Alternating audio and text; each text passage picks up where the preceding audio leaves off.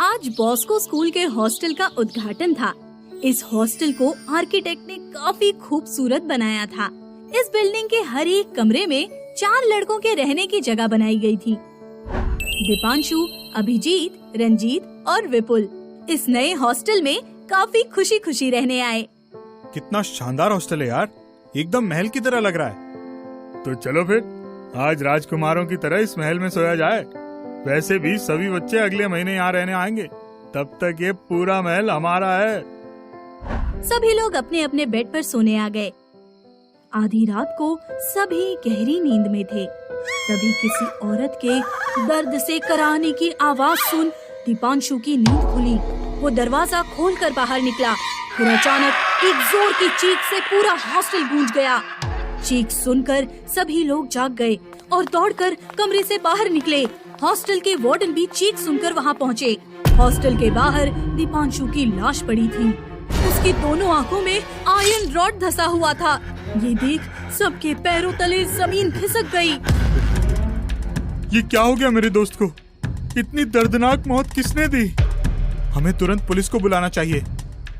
रुको, पहले principal sir को मैं फोन करके सारी बात बताता हूँ, वही पुलिस को फोन करेंगे। वार्डन प्रिंसिपल सर को फोन करके सारी बात बताता है। मैं पुलिस को लेकर हॉस्टल पहुँचता हूँ, तब तक ये बात बाहर नहीं जानी चाहिए। प्रिंसिपल सर पुलिस को लेकर आ रहे हैं।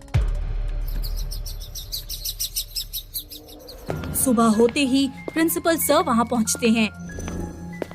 सर, पुलिस अभी तक नहीं आई? आएगी भी नहीं। मैंने इस हॉस्टल को बनाने में बहुत पैसे खर्च किए हैं। मैं नहीं चाहता कि यहाँ कोई पुलिस आए और हॉस्टल की बदनामी हो, नहीं तो बर्बाद हो जाऊंगा मैं। पर सर, कोई परवर नहीं, ये बात बाहर नहीं निकलनी चाहिए, नहीं तो तुम सबको स्कूल से निकाल दिया जाएगा। और तुम सबको ये तो पता ही है कि यहाँ से निकल जाने के बाद कहीं एडमिशन नहीं मिलता। प्रिंसिपल सर के डर से कोई भी कुछ नहीं बोलता और सभी अपने अपने कमरे में आ जाते हैं। धीरे धीरे फिर रात होने लगती है। यार, मुझे तो डर लग रहा है, अभिजीत की तरह कोई हम लोगों को भी ना मार दे। डरने की कोई बात नहीं है, हम सब लोग एक साथ रहेंगे, कोई भी अकेले बाहर नहीं जाएगा। जहां भी जाना होगा साथ चलेंगे। चलो अब सब सो जाओ। सभी लोग सोने चले जाते हैं। चारों तरफ गहरा सन्नाटा होता है। सभी गहरी नींद में सो रहे होते हैं।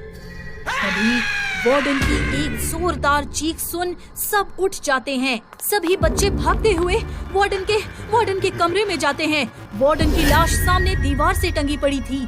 उसकी दोनों आंखों में 2 लोहे के रॉड धंसे हुए थे, जिसके सहारे उसकी लाश दीवार पर टंगी थी। सारे बच्चे इतनी भयावह मौत देखकर डर गए। सबके माथे से पसीना निकलने लगा। विपुल ने हिम्मत कर प्रिंसिपल सर को फोन लगाया। सर, किसी ने वार्डन को मार दिया, उनकी भी आंखों में रॉड धंसी है। आप जल्दी आइए सर, हम लोगों को बहुत डर लग रहा है। मैं रात में वहां नहीं आ सकता, मैं सुबह तक वहां आता हूँ। और हाँ, और किसी को ये बात बताने की जरूरत नहीं है, नहीं तो पता है ना। सर, आप यहाँ रात में क्यों नहीं आ सकते? आपका घर भी ज्यादा दूर नहीं है। ज्यादा सवाल मत पूछा करो। प्रिंसिपल फोन रख देता है। सर, रात में हॉस्टल क्यों नहीं आना चाहते यार? मुझे नहीं पता, पर मुझे बहुत डर लग रहा है। मैं मरना नहीं चाहता यार। तभी पीछे से किसी के जोर की हंसी सुनाई देती है। सभी डर गए और हॉस्टल के बाहर भागने लगे। तीनों भागते हुए हॉस्टल से बाहर निकल रहे थे, पर ऐसा लग रहा था जैसे उन लोगों का कोई पीछा कर रहा हो। सबसे आगे विपुल, उसके बाद अभिजीत, फिर रंजीत सबसे पीछे था। तभी पीछे से तीर की तरह 2 आयरन रॉड आए और रंजीत के सर के पीछे से धंसते हुए उसके दोनों आंखों के बाहर निकल गए। रंजीत ने वहीं दम तोड़ दिया। अभिजीत ये देख वहीं बेहोश होकर गिर गया। उधर विपुल दौड़ते दौड़ते हॉस्टल के बाहर वाले जंगल में जा पहुंचा। वो अभी भी बेसुध दौड़े जा रहा था। वो जंगल में काफी दूर आ चुका था। अचानक उसका पैर किसी लकड़ी से टकराया और वो नीचे गिर बेहोश हो गया। सुबह जब उसकी आंखें खुली तो वो एक आश्रम में था। एक बाबा भी उसके सामने खड़े थे। बाबा को देखते ही विपुल कुछ बोलने को ही था, तभी बाबा ने कहा, तुम्हें कुछ बताने की जरूरत नहीं है। जब मैं तुम्हें उस जंगल से उठाकर यहाँ लाया तो तुम्हारे शरीर के स्पर्श से ही मुझे सारी बातें पता चल गई। तुम और तुम्हारे दोस्त सब एक लालची और बेरहम प्रिंसिपल के गुनाहों की सजा भुगत रहे हो। जब वो हॉस्टल बन रहा था तो उसमें एक महिला मजदूर काम करती थी। एक दिन काम करते करते वो छत से गिर गई और नीचे गिरते ही उसके दोनों आंखों में लोहे के रॉड धंस गए। वो मारे दर्द के तड़पने लगी। उसे उसके साथी हॉस्पिटल ले जाने लगे, पर उस प्रिंसिपल ने उसे हॉस्पिटल ले जाने से रोक दिया ताकि उसके हॉस्टल पर कोई कार्यवाही ना हो जाए, और उस महिला मजदूर को वहीं जिंदा दफनवा दिया। तब से उसकी आत्मा वहीं भटक रही है, उस प्रिंसिपल से अपना बदला लेने के लिए। एक रात वो प्रिंसिपल को मारने ही वाली थी कि प्रिंसिपल किसी तरह से भागने में कामयाब रहा, और तब से वो कभी भी रात में हॉस्टल नहीं आता। पर अब उस हॉस्टल में हर रात किसी न किसी की जान ले रही है वो चुड़ैल। इसका उपाय क्या है बाबा? उपाय है, पर वो उपाय दिन में ही करना होगा, क्योंकि रात होते ही उसकी शक्तियां बढ़ जाती हैं। फिर उसका सामना कोई नहीं कर सकता। चलो मेरे साथ हॉस्टल। दोनों हॉस्टल आ गए। हॉस्टल के गेट पर ही अभिजीत बेहोश पड़ा था। बाबा ने उस पर पानी छिड़क कर उसे होश में लाया। विपुल, मैं हवन की तैयारी करता हूँ। तब तक तुम लोग ये लाल झंडा हॉस्टल के चारों ओर लगा दो ताकि वो चुड़ैल कहीं भागने ना पाए। और ध्यान रखना, जब तक हवन कुंड बुझ न जाए तुम लोग हवन कुंड के पास ही बैठे रहना और एक भी शब्द मुंह से मत निकालना।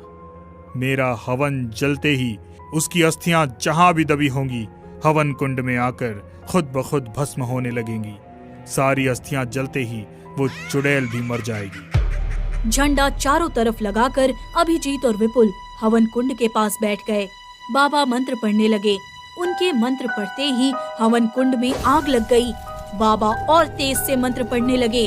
तभी उस हवन कुंड में उस चुड़ैल की अस्थियां आ आकर भस्म होने लगी।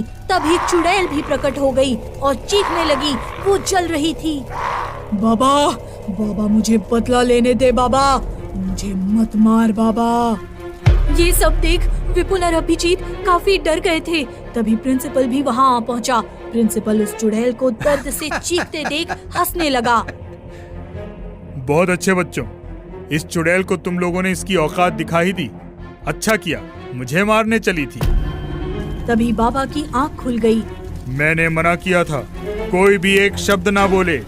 अब जिसने भी बोला है ये आत्मा उसे अपने साथ भस्म कर देगी। प्रिंसिपल ये सुन घबरा गया और वहाँ से भागने लगा। तभी वो जलती हुई चुड़ैल उसके आगे पहुँच गई और लाल धड़कते गर्म आयरन रॉड उसकी दोनों आंखों में धंसा दिए। प्रिंसिपल चिल्लाने लगा। तभी दोनों एक साथ भस्म होकर गायब हो गए। कर्म का फल तो भुगतना ही पड़ता है। चलो अब तुम लोग अच्छे से रहो। अब इस हॉस्टल में कोई खतरा नहीं है। कुछ दिन बाद पूरा हॉस्टल स्टूडेंट से भर गया और सभी अच्छे से वहाँ रहने लगे।